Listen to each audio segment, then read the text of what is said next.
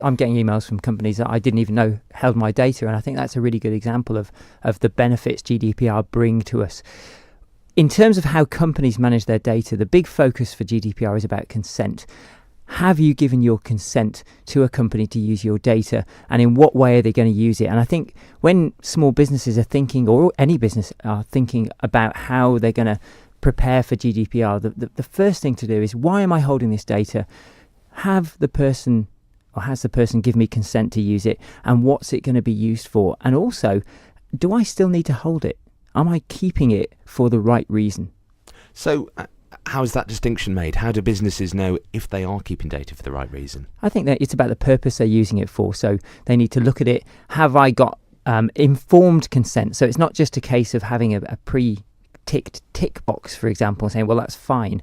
What it is about informed consent from the person whose data they're using, and what purposes are you using it for? And I think that's the key. And that's why lots of companies have taken the view that they're not sure, they can't be certain as to whether or not they're holding a person's data for a specific purpose, and they can't be sure on the circumstances on which they originally gathered that data. So lots of cases they're going to wipe their database, their email database clean, and they're going to start from a clean slate, which is why we're getting all these pleading emails saying, please stay with us, we love you so much.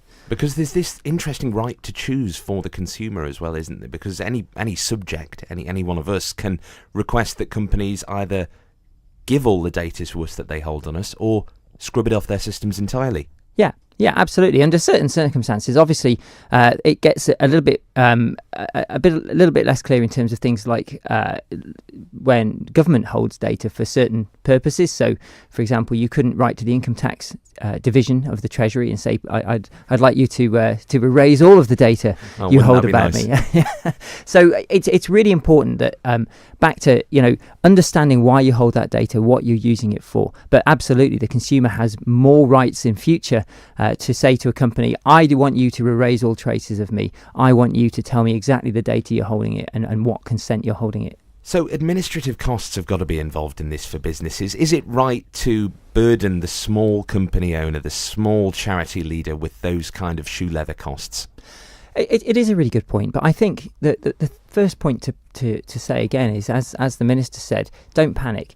If you were already looking after people's data, which you should have been doing anyway under the Data Protection Act, in a way that understands what data you're holding and why you're holding it, then it shouldn't be a massive burden. What we are looking to do in July, hopefully, is bring forward further regulations which will exempt very small businesses and very small charities from some of the requirements of GDPR. It won't exempt them from making sure they're looking after people's data properly, but some of the additional overheads of maybe reporting to the Information Commissioner or indeed appointing a data protection officer. Hopefully, we've listened to small businesses and we're going to reduce, hopefully, the burden for small businesses, small charities, that sort of thing. Mr. Thomas, are businesses ready, do you think, for this?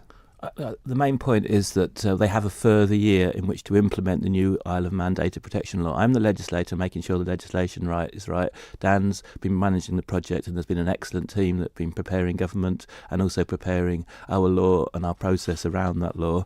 But it's the Information Commissioner that counts and that matters in respect of compliance with the law. And what I just read out was a clear statement from him in the other media channel in the Isle of Man from the newspaper. So don't panic, just reflect and things will be okay.